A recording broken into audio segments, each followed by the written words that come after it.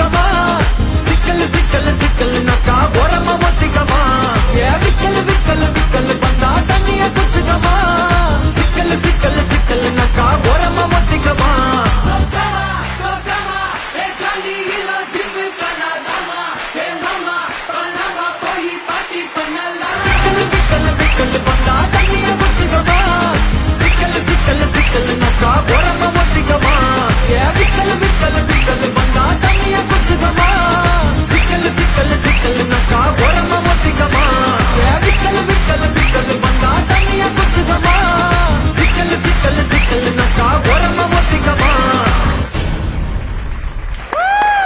Hi Ditya, how are you? I'm good, sir. How are you? I'm good. Nice to see you. Same here. நான் ஆக்சுவலாக இவங்களை வந்து first பாம்பேல நாங்கள் படத்துக்காக ப்ரமோஷன் போகும்போது இவங்க ஒரு டான்ஸ் ஷோவில் ஆடிட்டு இருந்தாங்க.